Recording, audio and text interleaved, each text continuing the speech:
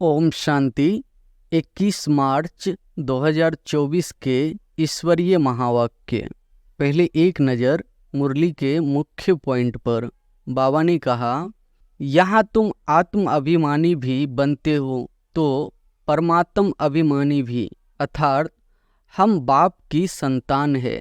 बाबा हमको पढ़ाते हैं, इस निश्चय में रहकर सुनेंगे तो धारणा बहुत अच्छी होगी, आत्म अभिमानी बनते जाएंगे। इस अवस्था में टीकने की मंजिल बहुत बड़ी है।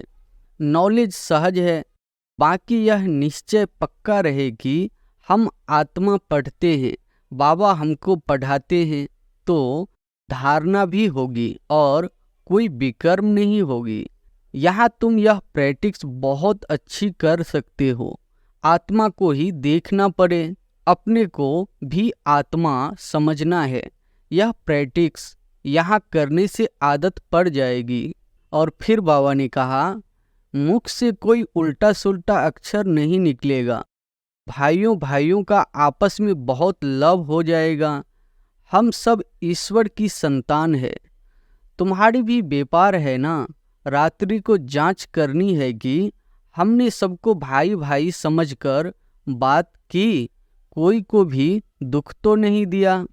इतनी सब संस्थाएं भक्ति मार्ग की है, ज्ञान मार्ग की एक भी नहीं। तब ही तुम्हारी विजय होगी। बच्चों को यही डायरेक्शन है, उठते बैठते चलते फिरते बाप को याद करो। रावण राज्य में पाप तो होता ही है, क्योंकि है ही कांटों का जंगल। पाप कहते हैं दृष्टि को भी बदलना है। और फिर लास्ट में बाबा ने कहा, बाप को याद करने से तुम खरे हो जाएंगे, भूलने से कुछ न कुछ भूल हो जाएगी। पद भी कम हो पड़ता है, शिक्षा तो सबको दी है।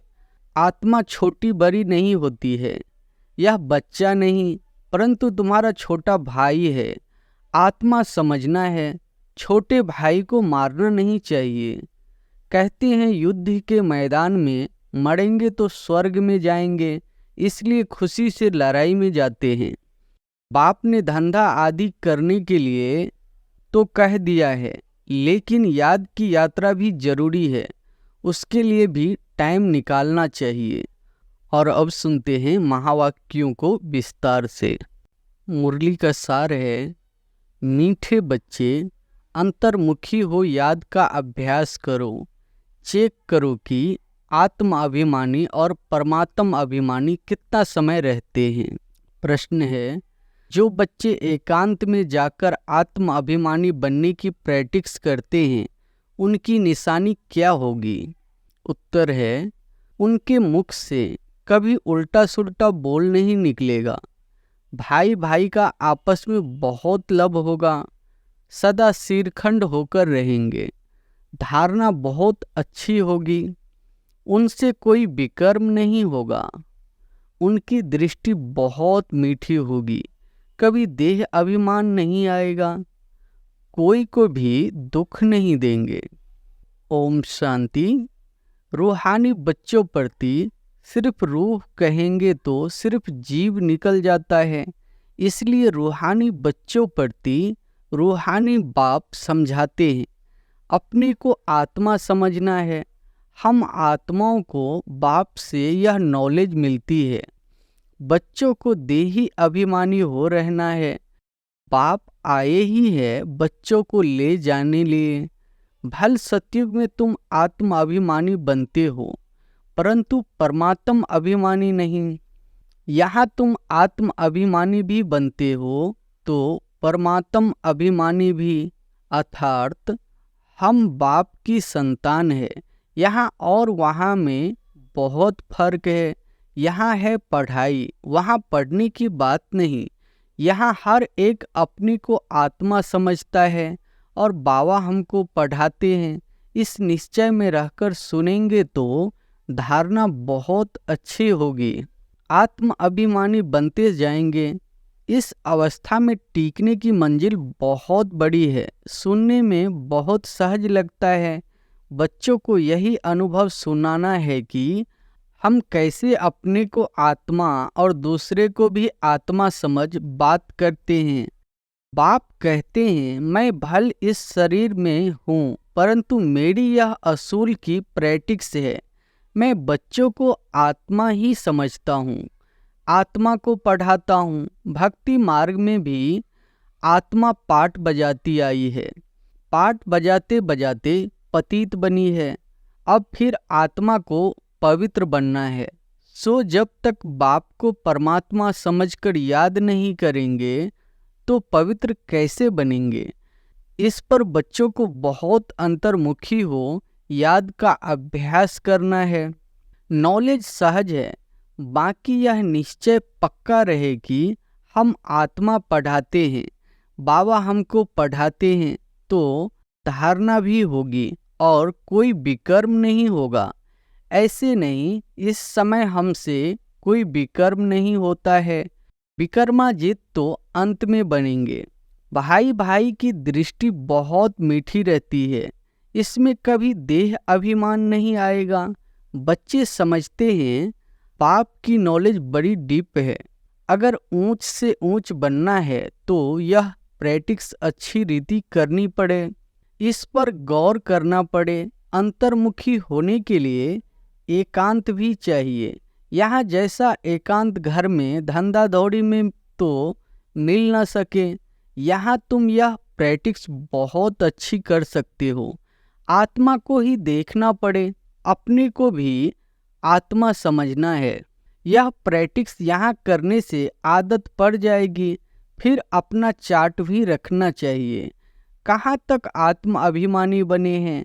आत्मा को ही हम सुनाते हैं, उनसे ही बातचीत करते हैं। यह प्रैक्टिस बहुत अच्छी चाहिए। बच्चे समझते होंगे यह बात तो ठीक है। देह अभिमान निकल जाए और हम आत्म अभिमानी बन जाए। धारणा करते और कराते जाए। कोशिश कर अपने को आत्मा समझ बाप को याद करना। यह चार्ट पर डीप है। बड़े बड़े महारथी भी समझते होंगे। बाबा जो दिन प्रतिदिन सब्जेक्ट देते हैं विचार सागर मंथन करने के लिए, यह तो बहुत बड़ी पॉइंट्स है। फिर कभी भी मुख से कोई उल्टा सुल्टा अक्षर नहीं निकलेगा। भाइयों भाइयों का आपस में बहुत लव हो जाएगा। हम सब ईश्वर की संतान है। बाप की महिमा को तो जानते ही हो। श्री कृष्ण की महिमा अलग, उनको कहते हैं सर्वगुण संपन्न।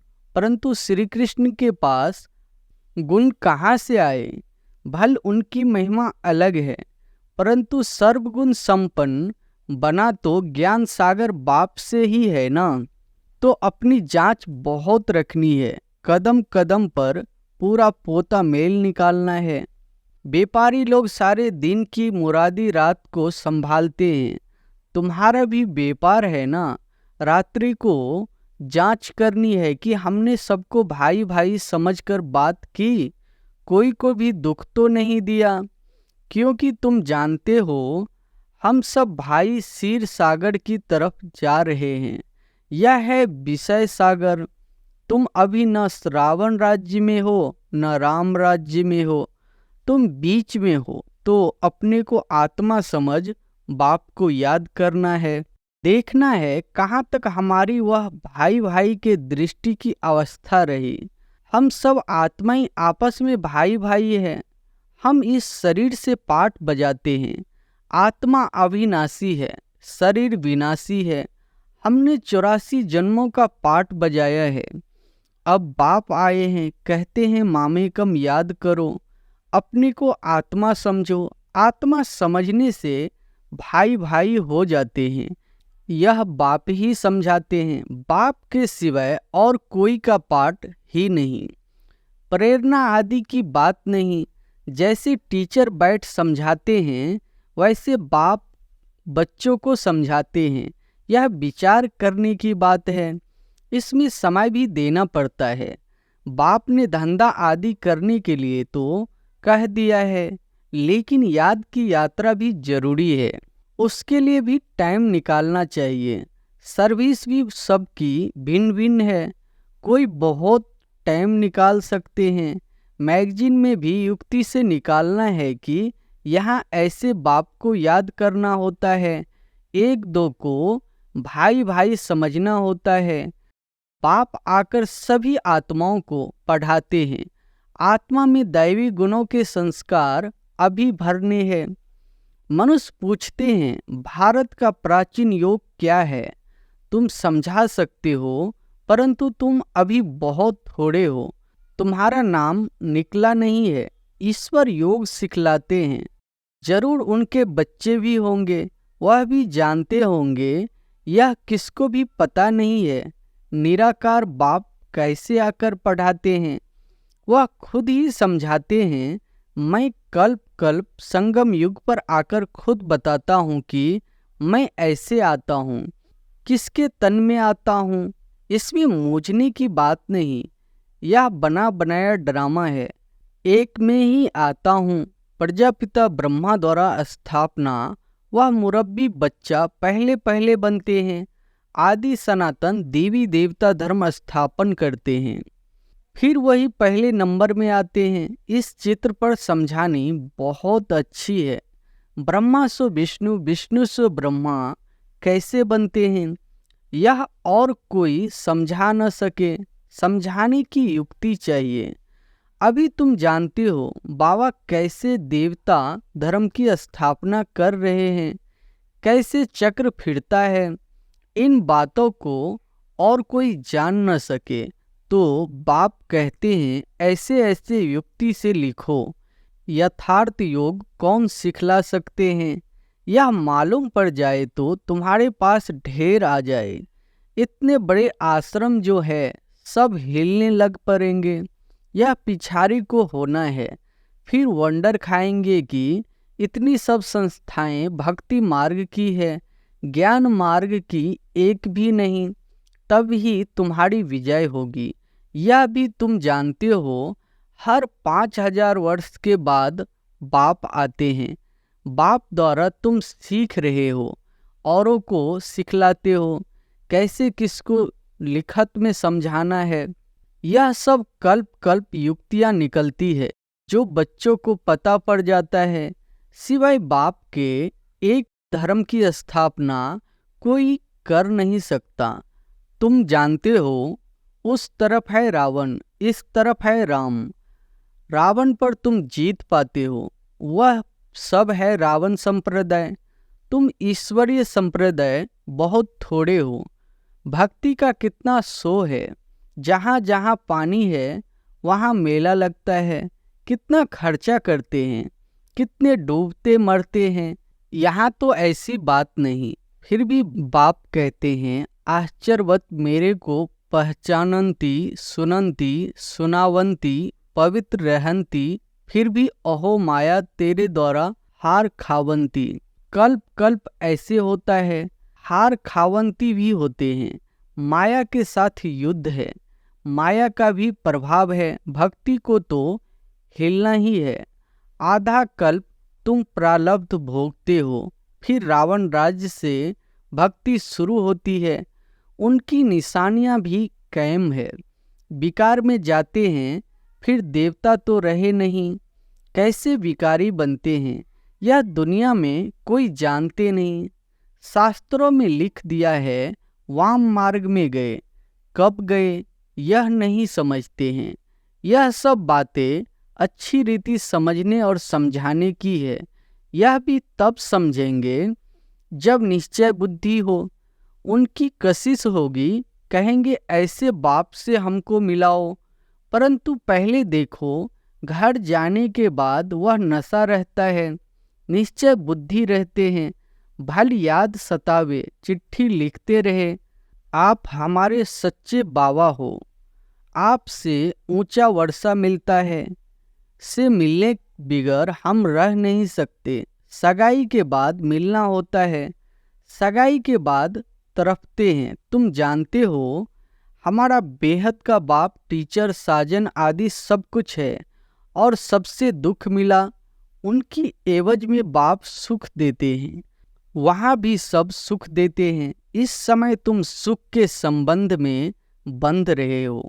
यह पुरुषोत्तम बनने का पुरुषोत्तम युग है।